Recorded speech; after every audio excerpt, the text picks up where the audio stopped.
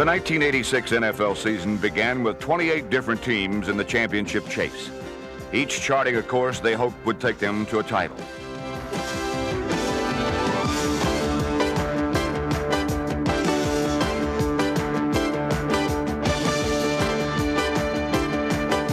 Sometimes a single voice was the call to glory. Let's go! Attack! Attack! Attack! Set alert! Set alert! Set alert! Set alert! 11! 11! That's okay! But all too often, championship dreams were given a rude awakening.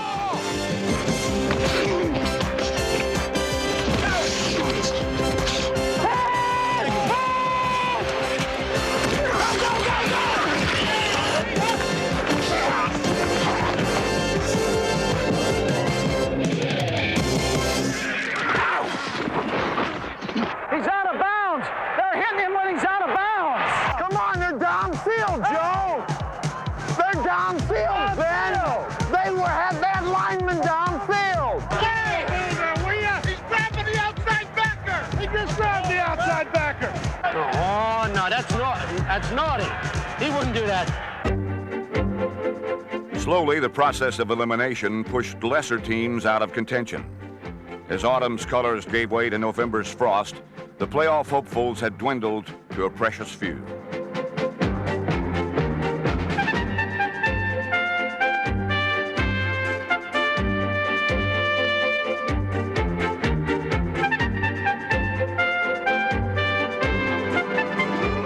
By season's end, only one team remained. The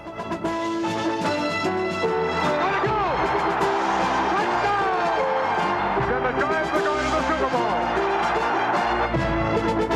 Bowl. 28 teams began the championship chase, but in the end, only one of them could truly be called giants among men.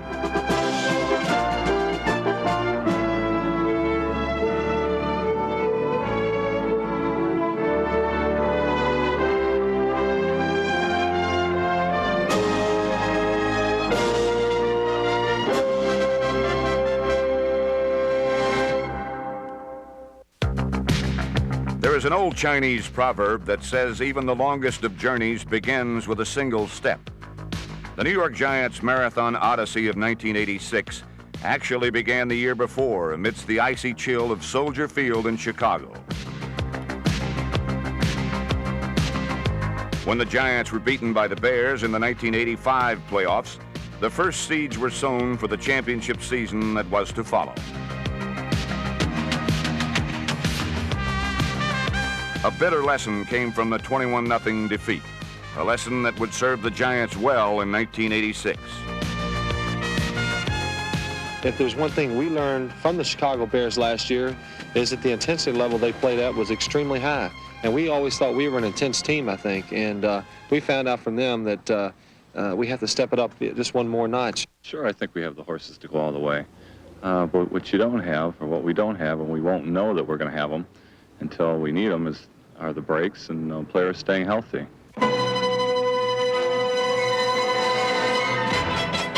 The Giants would begin to find the answers to their questions in the first game of the season. In Dallas, before a nationwide television audience, New York spotted the underdog Cowboys a 14-0 lead, then stormed back with a pair of touchdowns of their own.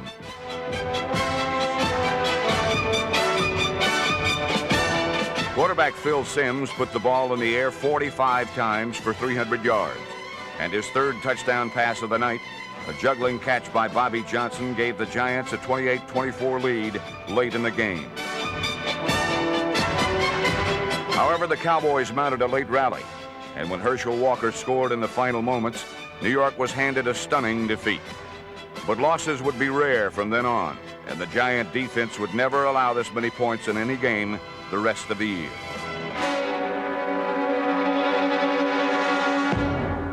If any opponents could light up the scoreboard, it was the San Diego Chargers.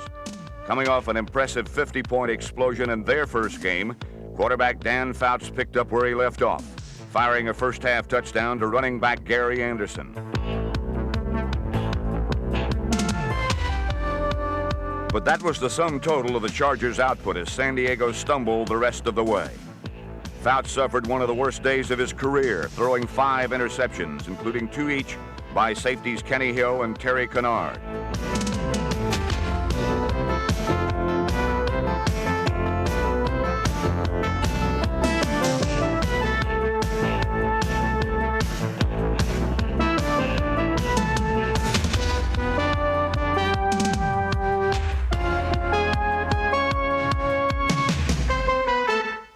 Six Charger possessions in the second half ended in turnovers, while the Giants' attack was not only more productive, but more fun to watch.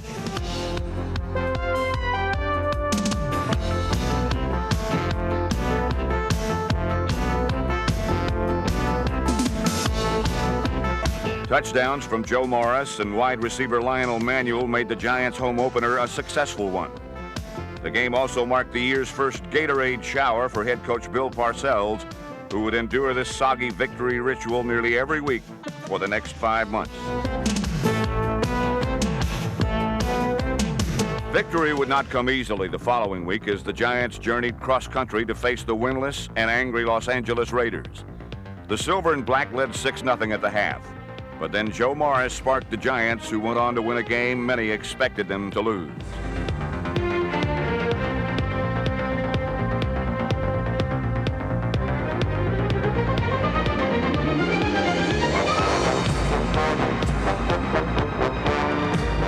A solid passing performance from Phil Simms and a pair of touchdown catches from Lionel Manuel proved to be just enough offense as the Giants handed the Raiders their third straight defeat. Simms is back. Simms at the 18, throws end zone. It is hit. Touchdown! Off one of the Raider defenders. Wow. New York surprised many skeptics with the victory, but then just as quickly confused their fans the following week against the New Orleans Saints.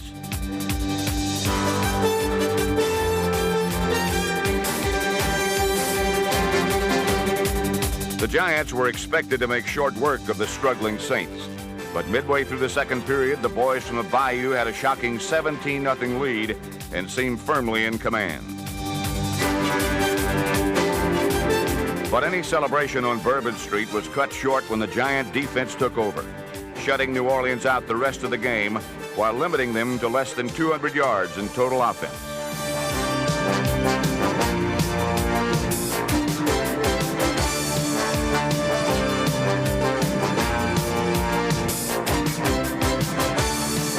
Once again, Phil Simms was forced to pass more than 40 times to spark the team.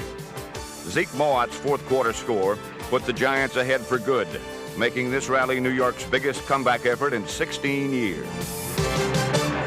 Also providing offense was number 89, Mark Bavaro, who in only his second season rapidly developed into the best tight end in the NFL. In his college days, Bavaro was a member of Notre Dame's Fighting Irish. Now Mark was known as Rambo to his fans. But that's not only because he resembled Sylvester Stallone. Bavaro was a singular destructive force. And like the fictional John Rambo, it often took a whole army of men to contain him.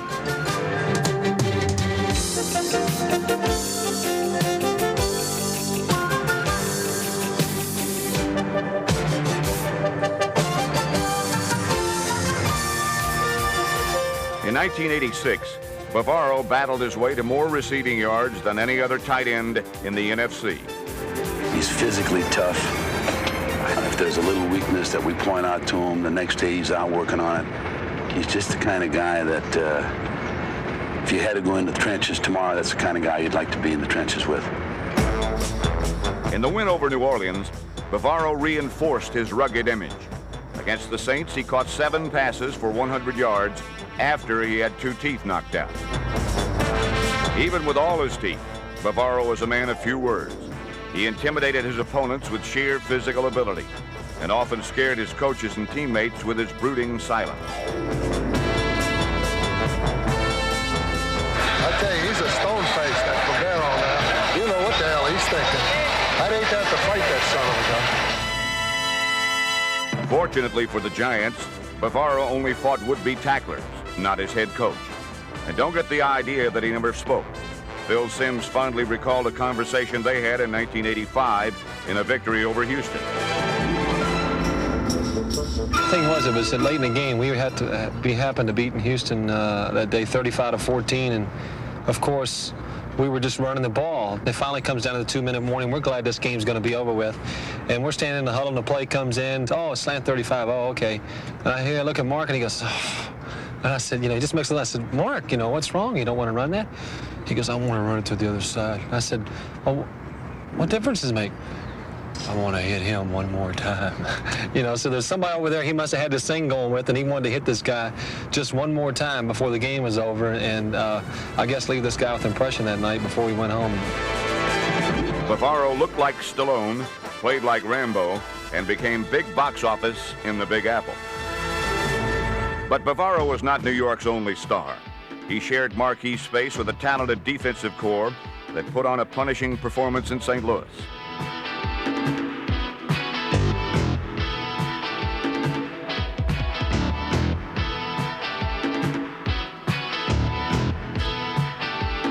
New York grounded the Cardinals with 7 sacks, further establishing themselves as one of the NFL's premier defenses. I would say right now the New York Giant defense is probably the best in pro football, just simply because they have 4 linebackers in the 250-pound category, and they're almost an immovable force up there. Number 56, Lawrence Taylor, continued to be New York's most dominant force. But blockers could not simply stop Taylor and expect to be successful. Now there was another threatening presence. Third-year outside linebacker Carl Banks, number 58.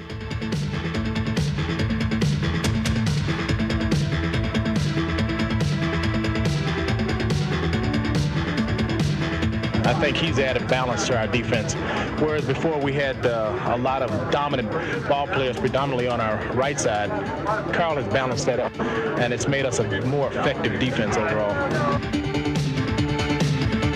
With strength at both outside positions, opponents tried the only other choice available, going up the middle. But that proved to be no choice at all against a swarming unit that was still young and growing. We have a lot of fairly young people, other than maybe Harry Carson and George Martin. Most of our guys are relatively young and ought to be getting better. They haven't peaked out yet by any means, and so I think that's a big asset. The Giants' defense of 1986 had a rich heritage and were part of a proud tradition. For it was the New York defenses of the 1950s that truly set the standards for the way defensive football is played today. It is the most tribal and universal of football fan rituals. Many NFL historians believe that this battle cry was first chanted in the mid-50s, originating from the rafters of New York's Yankee Stadium.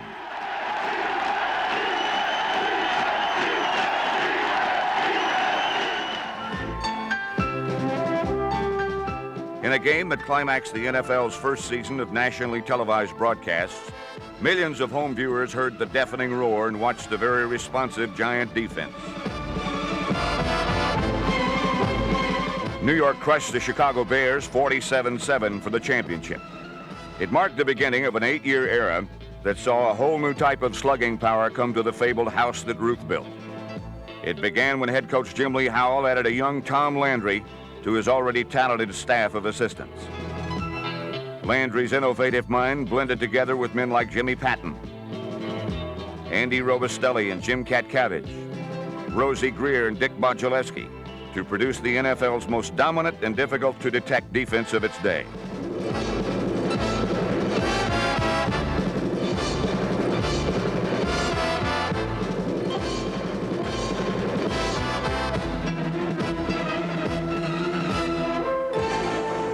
They were the first defensive team that all of a sudden started putting the good athletes over on defense. Up to that time, the better athletes, especially linemen, running backs, were on the offensive side. And all of a sudden, they started putting a little better athlete. Then also, they went and started studying offensive formations and what teams were doing, which is what Tom does. It was a first. Landry and that group had put together a defense that had certain refinements to it that the offenses hadn't caught on to yet. One of those refinements was the creation of the 4-3 defense, designed to take advantage of the instinctive skills of middle linebacker Sam Huff. In this defense, the job of the 4-down lineman was to keep Huff clear of potential blockers, leaving him free to act as a rover, whose task was to always be in the vicinity of the football. This scheme was one of a number of ploys successfully used to neutralize New York's main nemesis, number 32, Jim Brown.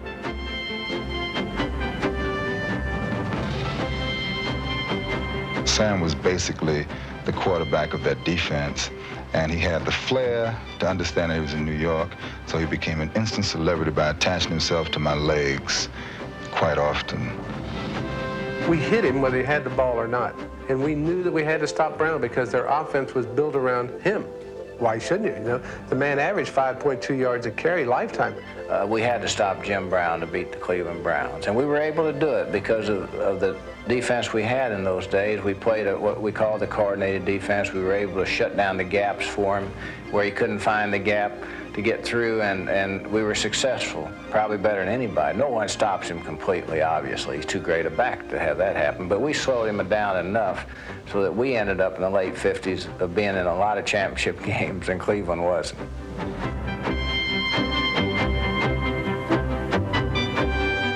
In addition to capably handling their rivals from Cleveland, the defense also became highly proficient at putting points on the board. This game day opportunism endeared the defense to the fans. Along with public praise and adulation, media attention was, for the first time, devoted to a defense. The Giant defenders, teammates of mine, were not portrayed as mindless brutes, but rather as a group of friendly, thoughtful, and articulate men. This high-gloss treatment, however, did not wear well with all the members on our squad. There was a lot of animosity, a lot of jealousy between the offensive unit and the defensive unit, because the defense really came into prominence for the first time, I guess, in the history of pro football. In those days, they didn't even introduce the defensive ball players. It was only the offensive ball players that were introduced before the game. And it was always, you know, ladies and gentlemen, number 16 from Southern California, Frank Gifford. In those days, when Sam Huff was maybe making 8,000 or 9,000 and fighting Wellington Mara to make it 10, I might have been making 18 or 20.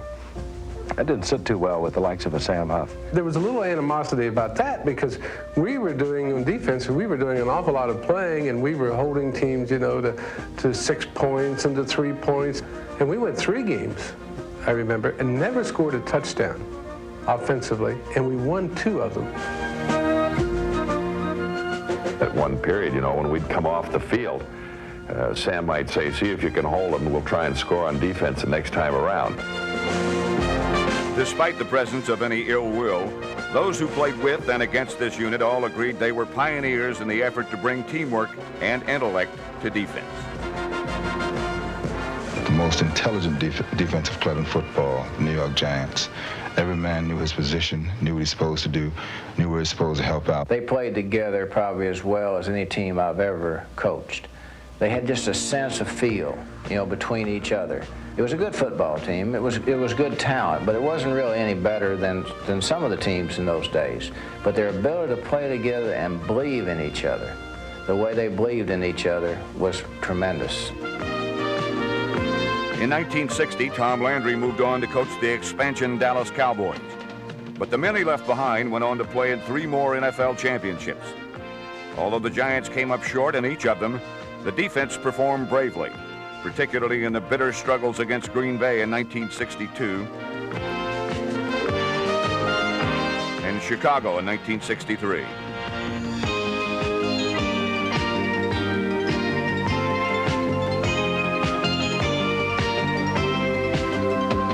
Historically, the Giants' defensive dominance ended with the title game against the Bears. While one era was passing, a new one was dawning. Various retirements and trades closed this chapter of defensive brilliance. But a symbolic seed was transplanted with Rosie Greer's transfer to the Rams, where he helped give celebrity status to LA's suddenly famous fearsome foursome.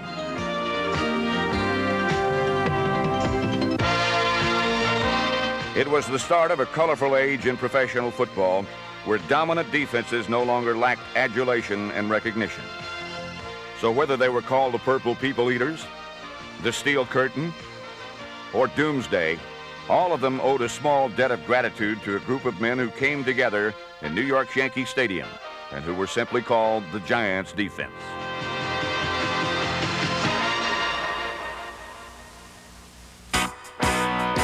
The 1986 version of the Giants defense stood tall in a Week 6 meeting with the Eagles. Linebacker Lawrence Taylor led the way with 7 solo tackles and 4 quarterback sacks.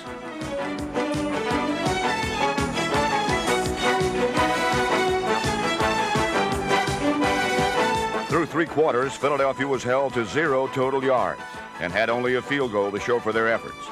The Giants, however, had no trouble scoring, doing so in a variety of ways. With blocking from fullback Maurice Carthon, Joe Morris got the first score of the game.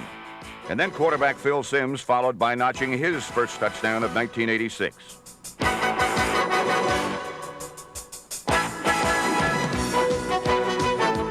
In the third period, the Giants called on an unexpected volunteer, capping a rousing play that innocently began as a field goal attempt. Snap, spot. Go, they're going to throw the ball. They're going to get a touchdown if he holds it. Touchdown! Harry Carson. To Harry Carson. That's got to be icing on the cake. It was the first touchdown reception of linebacker Carson's 11-year career.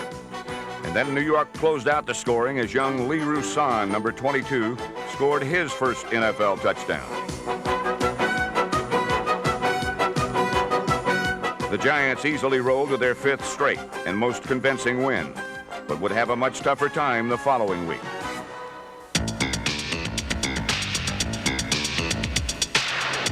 Traveling to the Pacific Northwest to face the Seahawks, the Giants used some early turnovers to gain a 9-7 halftime lead, earned by a Phil Simms touchdown pass to rookie wide receiver Solomon Miller, number 87.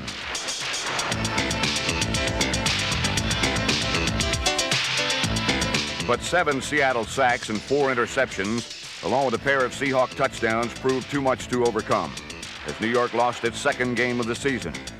It marked the last time any opponent's fans could cheer victoriously in 1986.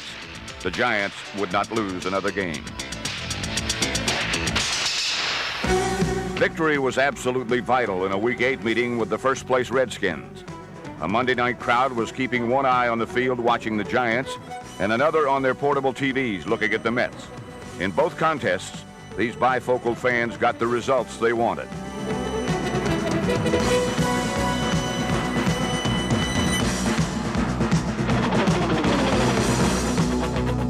Joe Morris rushed for 181 yards to help the Giants gain an early lead against Washington. When Phil Simms hit Bobby Johnson to make it 23 in the 3rd quarter, the Giants appeared to be in control. But 17 straight Redskin points tied the game with 4 minutes remaining. New York responded as Joe Morris came through in the game's final moments.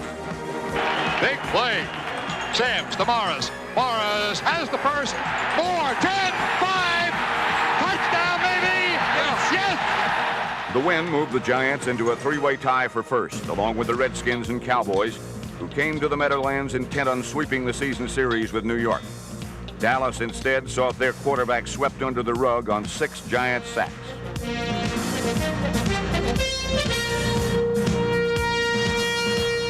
Even when the Cowboys converted big plays, the Giants had the last laugh as 3 Dallas turnovers left tears in the eyes of Texas.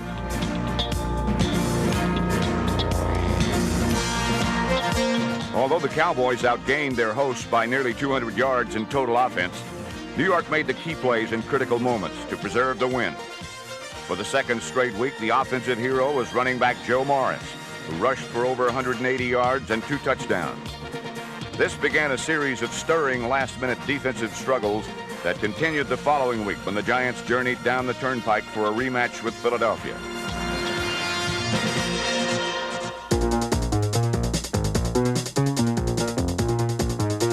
This 2nd meeting of the season with the Eagles was far more competitive than the first, but the Giants were clearly in command from the outset. A dash of passing offense blended well with a heavy portion of Joe Morris running, who gained over 100 yards and scored 2 touchdowns. However, Joe's duties proved to be a bit more hazardous than he might have expected.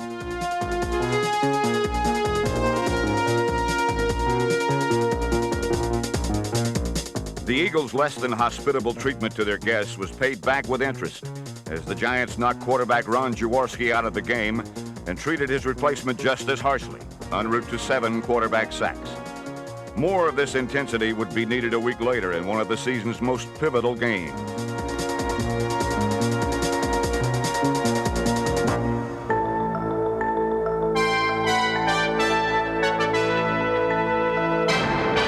The bitter chill of a Minnesota winter wrapped its halo around the frozen Metrodome.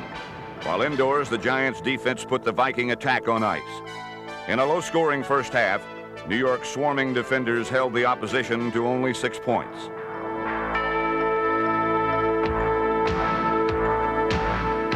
Meanwhile, kicker Raul Alegre supplied the offense, booting 4 field goals. And with Joe Morris acting as a decoy, Phil Simms fired a fourth-quarter touchdown pass to Bobby Johnson, giving New York a 19-13 lead.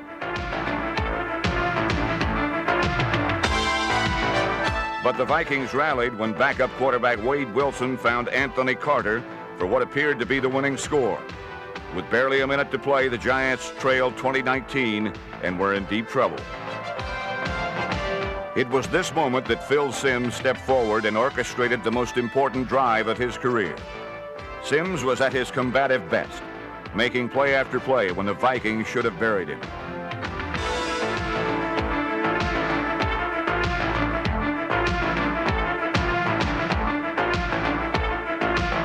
Finally came the critical moment upon which the Giants' season turned. Simms is going to be down behind his center on this play. The shotgun wouldn't work. There's too much noise. McConkey comes in motion to the right-hand side. Simms drops back to the 40. Simms throws. Complete, he's in. What a catch by Johnson. This clutch play not only set up Allegre's winning field goal, it told the Giants they could win, no matter how difficult the situation. The thrilling victory also proved to be a vindication of sorts for Simms, who now heard cheers instead of the jeers that had haunted him from the very first day he became a Giant. New York Giants first-round selection. Quarterback Phil Simms, Morehead State.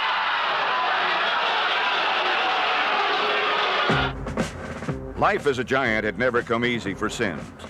His early seasons ended with injury. For nearly 2 years, he was benched while others performed. But through it all, Simms survived. And in 1986, he became the winningest quarterback in pro football. His performance provided not just dazzle, but also the glint of steel that all great quarterbacks must have. Here's a guy who's had a fight through adversity probably as much or more than anybody else, with a press that has been on him and the fans have been on him. But he had to fight through it by himself, and I think that he willed himself into being an outstanding performer. The trials of the past had served to toughen Simms. As he was leading the Giants to a world championship, it became clearly apparent that there were few NFL players who operated better under pressure.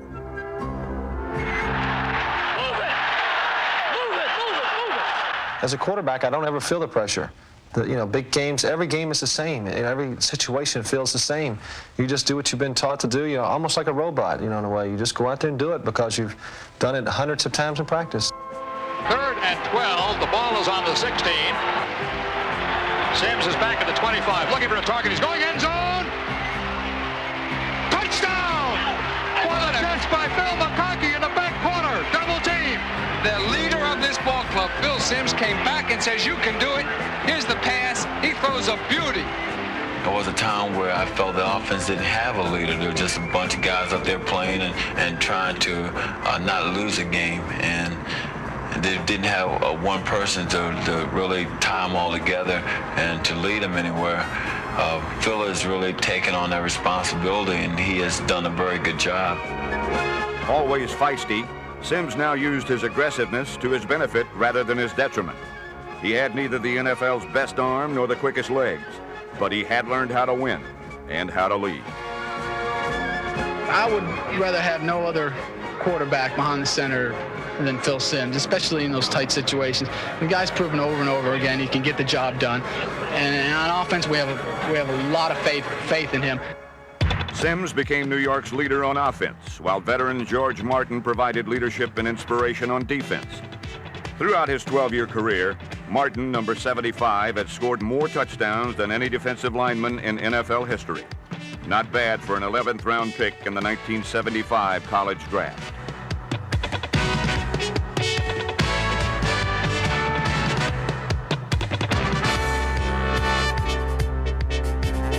On special teams, on defense, even as an occasional tight end, Martin demonstrated an uncanny ability to score points. Whenever opportunity knocked, George Martin always seemed to be in the right place at the right time. In 1986, injuries to other linemen forced this pass-rushing specialist into becoming a full-time starter, a challenge he met with enthusiasm. It's always served as a motivational tactic for me to go out and try to keep up with the younger guys, but also I've been endowed with an awful lot of pride, and I will not settle for anything less than my best. He's a tremendous example for young players, and he inspires me. He can inspire greatness in other people just by his behavior, so he's terrific. I hope he plays 5 more years. The team's elder statesman did more than inspire and motivate. Against the Giants' eventual Super Bowl opponents, the Martin magic emerged again as George made one of the biggest plays of the season. Motion toward the middle by Vance Johnson. Elway is looking for a target, goes out to the right side, intercepted. George Martin, 30, 45. At the 45, Elway takes him and breaks the tackle. 40, 35, 30 for Martin. The 20, Martin to the 10. He's in. What a run by George Martin. Martin's 78-yard marathon was the only touchdown New York would score. But the defense made it stand up by keeping Denver out of the end zone for much of the game.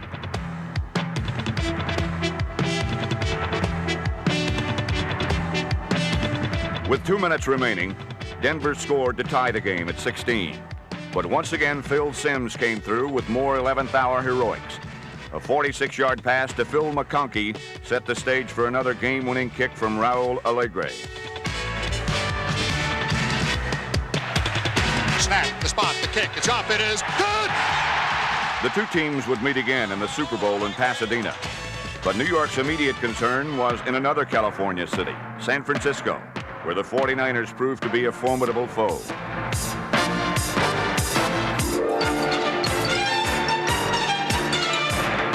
San Francisco jumped out to a 17-0 halftime lead. But then Mark Bavaro's crunching catch and carry completely changed the tempo of the game.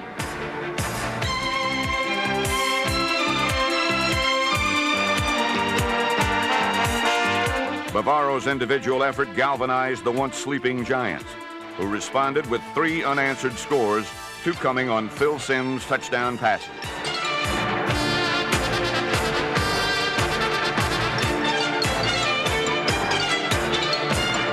With Simms throwing for a season-high 388 yards and the defense shutting out San Francisco in the second half, the Giants achieved the kind of comeback victory that championship seasons are made of.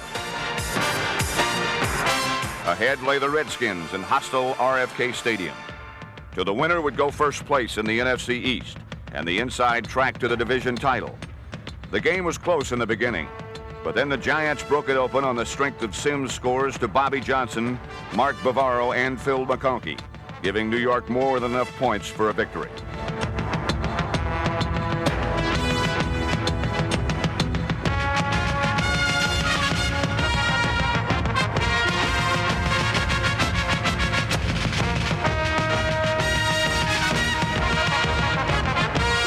The Redskins would not be nearly as prolific. The Giant defense hounded Washington quarterback Jay Schroeder all day, forcing 6 interceptions and collecting 4 sacks. As usual, the spearhead was linebacker Lawrence Taylor, number 56.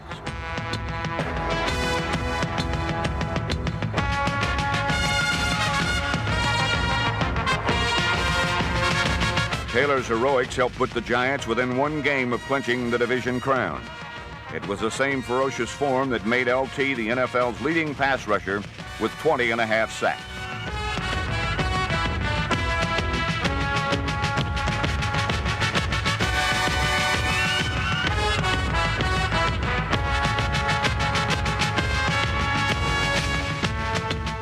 He is, without question, Harrison the most dominating player that we've seen on defense.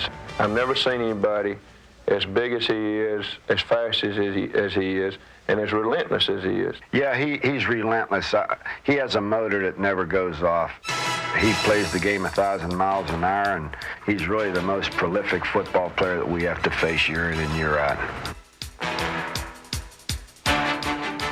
A phenomenal blitzer. He comes from everywhere all the time. When he hits you have to take inventory. You have to see if everything's still hooked up, and you get up and you start shaking, and you make sure your legs are there, your arms are there, and everything else, and hopefully he doesn't get there too often during the course of the game.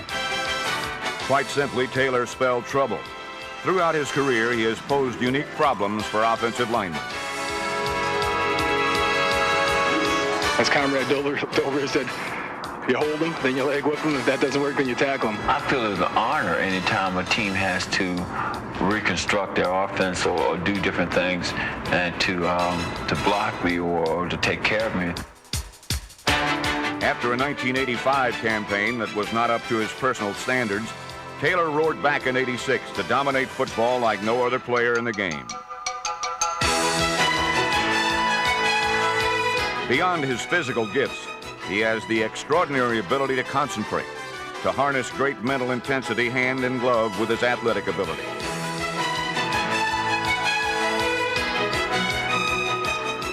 I know Lawrence Taylor very well. He's the catalyst. He can provide a lot of things to a team. He told me before the season what he was going to do. So I really didn't make any prediction. I knew what he was going to do because he told me. Taylor proved to be as much a prophet as a predator, and he achieved all his personal goals while his team earned a championship.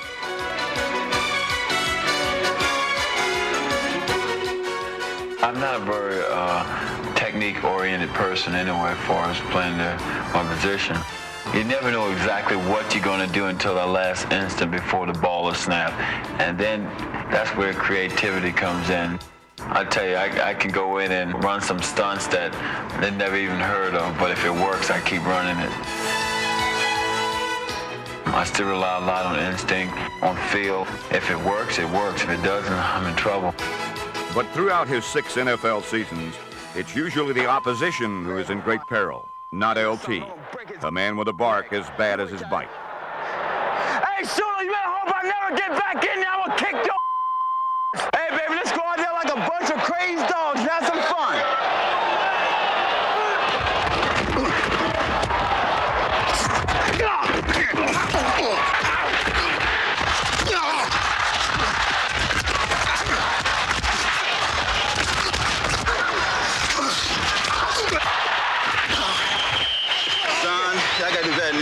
The more threatened he feels, the more competitive he becomes. He thinks that he can will anything to happen on the field.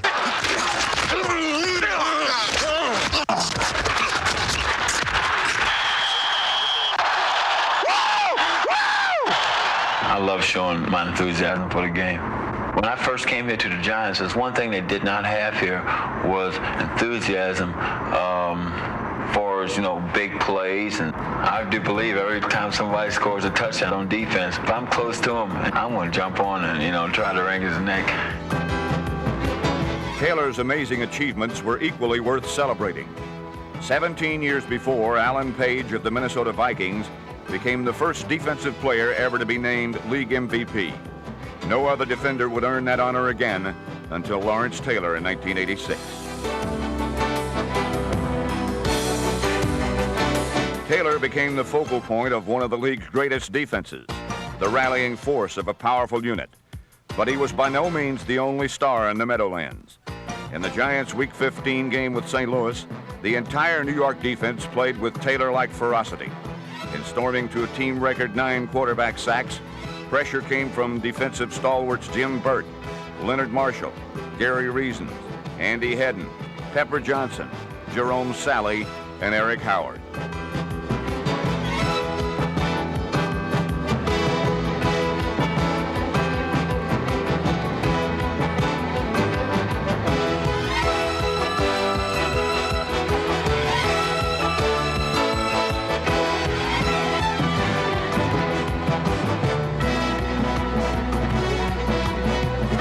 Giants also got 179 rushing yards and 3 touchdowns from Joe Morris and became division champions for the first time in 23 years.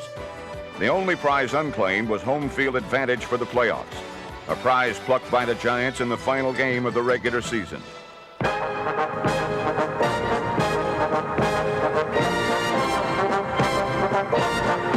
The only obstacle standing in their way was the Green Bay Packers, and the offense bowled them over, scoring the first 24 points of the game.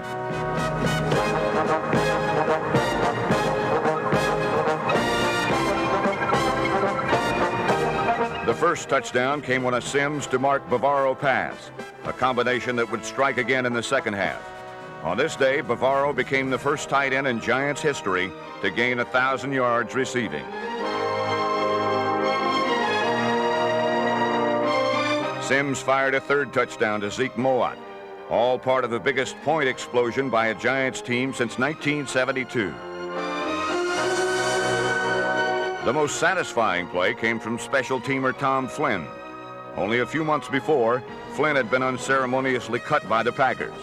In a moment of delicious irony, Flynn, number 28, exacted a sweet measure of revenge.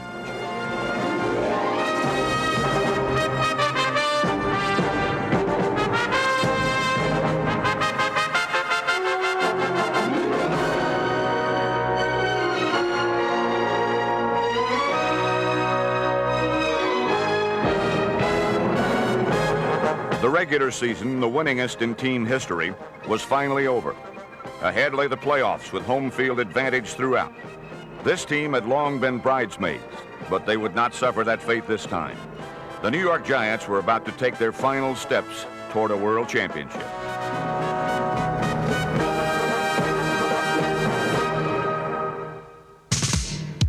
Not far from the Giants' home in the Jersey Meadowlands, a native son of the Garden State was born and raised. He grew up to become their head coach. And in 4 years, Bill Parcells molded the Giants into his kind of team. Billy, make sure you remind him. I might try something big early. Yeah. Okay? Last time I told you guys that, you forgot to remember. Remember?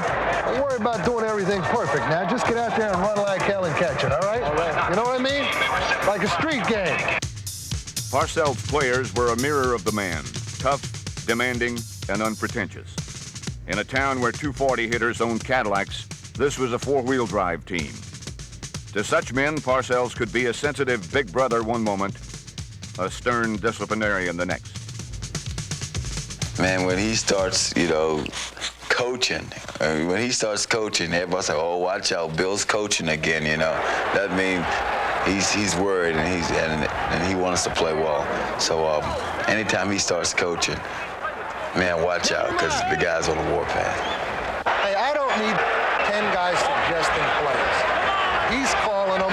Call what you want to call them. You guys shut up. When Parcells won, which was often, he became the reluctant victim of his players' mischief. Each week, with victory secure, team captain Harry Carson performed a ritual as beloved as a Taylor sack or a Morris touchdown. Fans once scurried to the parking lot to beat the traffic, but now they stayed, eager to witness the victory bath that awaited Bill Parcells.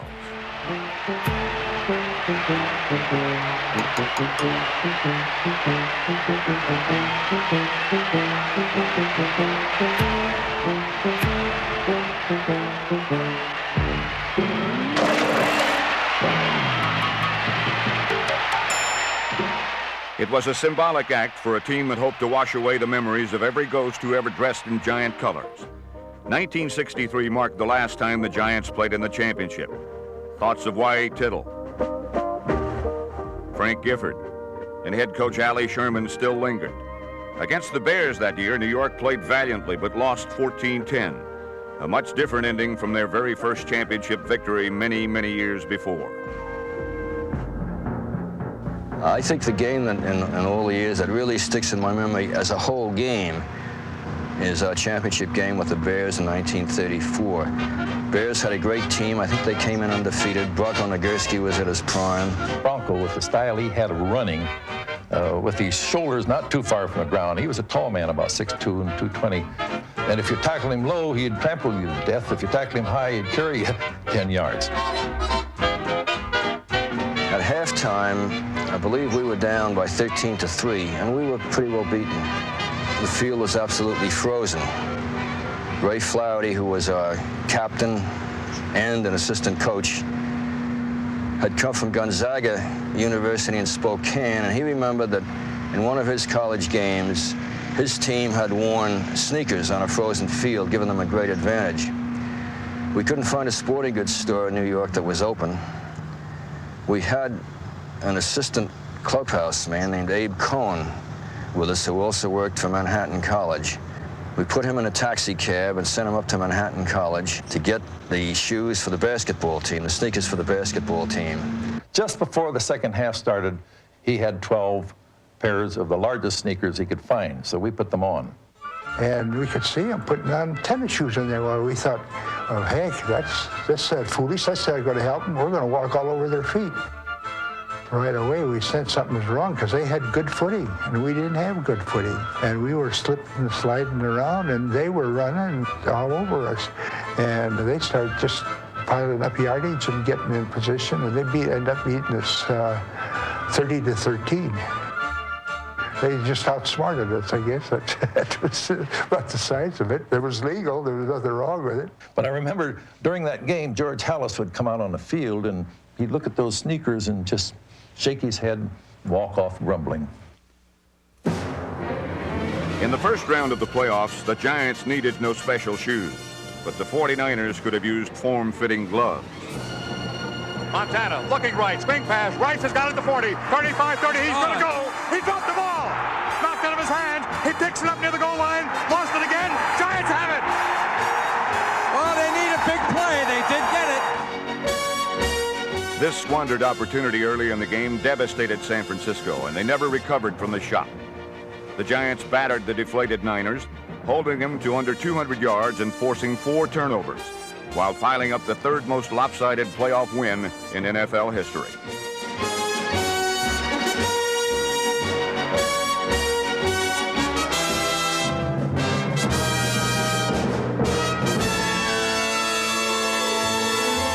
New York knocked quarterback Joe Montana out of the game and made life miserable for backup Jeff Kent. The Niners, boasting the NFC's #1 offense, were simply overmatched.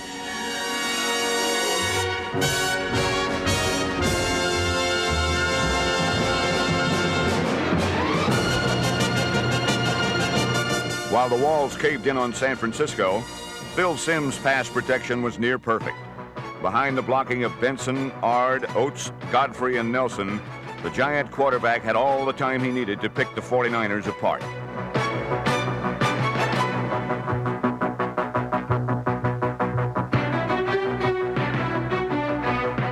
The Giants' first score of the day came from a familiar passing combination. Sims is looking for a target. Sims, end zone, touchdown Bavaro!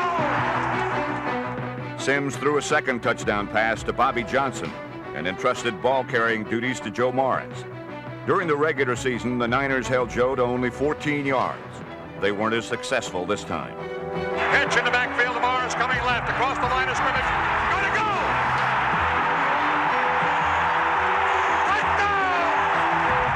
go! Morris had over 100 yards rushing well before halftime, and New York inflicted further damage when a field goal attempt suddenly transformed into a trick play engineered by holder Jeff Rutledge. The flustered 49ers were powerless to stop a completion to Mark Bavaro that set up yet another New York touchdown.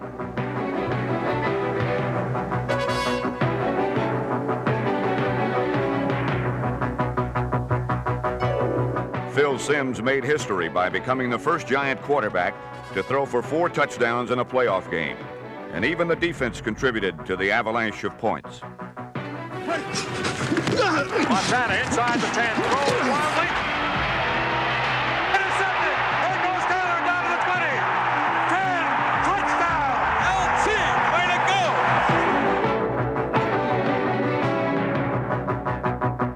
go. Joe Morris' second touchdown of the day closed out the biggest playoff scoring spree in team annals. Having seen their heroes pour on the points, the fans now awaited the victory shower that was sure to cascade on Coach Bill Parcells.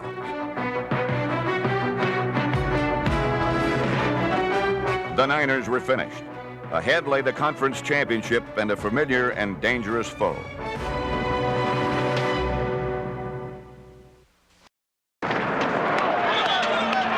For the third time in the same season, the Giants would face the Redskins, this one for the NFC crown. It was showtime. Showtime! Showtime, baby! It's showtime, baby! Showtime! This is the one you work for all your life right here, okay? Just sprint your tail down the field and make the tackle inside the 20. All right, let's go! New York was as overwhelming as the Meadowlands wind, storming to a 17-0 halftime lead. Come on, Phil. Keep it down. Keep it down. Takes the handoff to Rusan. Sims looking end zone. He's going to run. Lobs it. Complete touchdown. Lionel Manuel.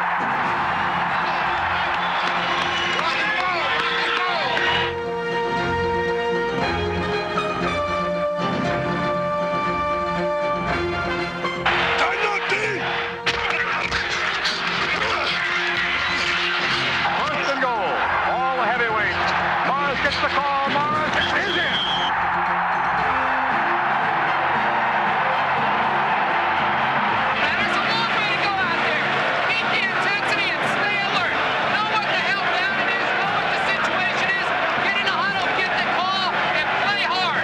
Now left-hand side by Sanders. He cuts back again. Deep drop by Schrader. Schrader long way down for Clark. He's dropped the ball. Washington's opportunities were few and vanished quickly. Neither their quarterback or their coach could stop the inexorable Giant assault that would send them down to defeat.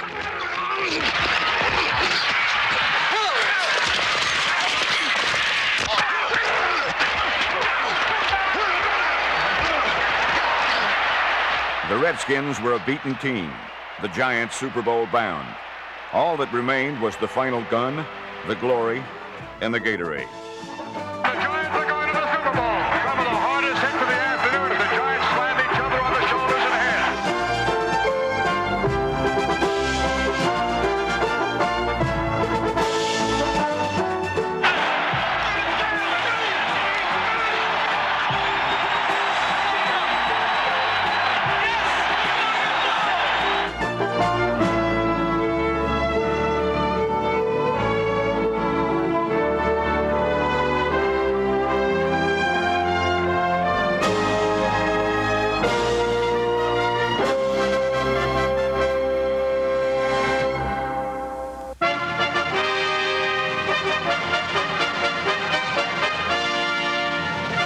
The Denver Broncos came to Super Bowl 21 hoping they would win. The New York Giants came knowing they would.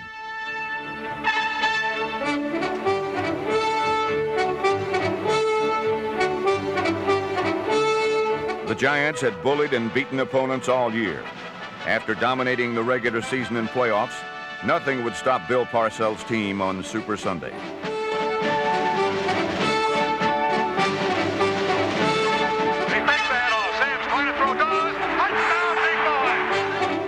New York took an early 7-3 lead, but easy victory disappeared on the vapor trails made by John Elway's right arm. Elway's one-man show played center stage in the Giant end zone. motion to the right by Jackson. Elway's going to run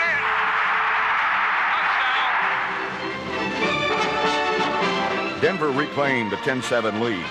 But the Bronco fans saw the silver lining in this Super Bowl disappear when the Giant defense began to pound on their golden boy. He's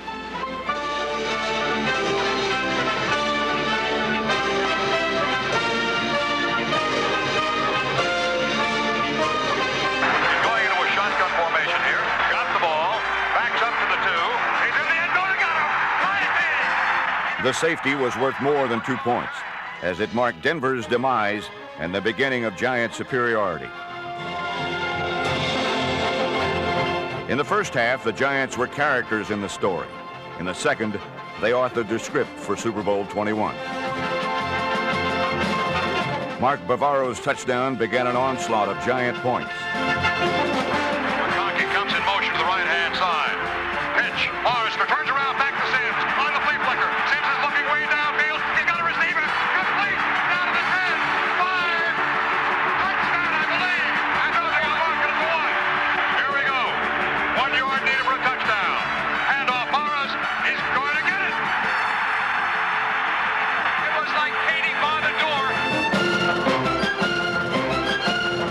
In a dazzling performance that made history, game MVP Phil Simms picked Denver apart. The Giants scored 30 second-half points to set a Super Bowl record.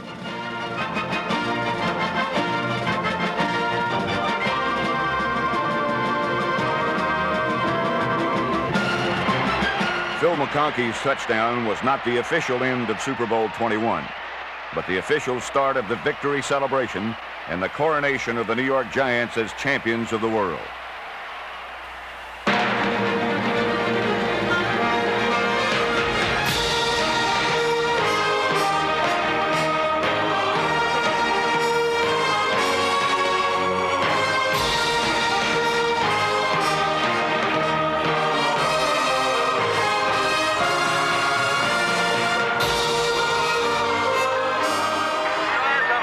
Something that many people thought they would never see. Right now, Bill Parcells is being hoisted to the shoulders of his team. The Super Bowl champions are the Giants.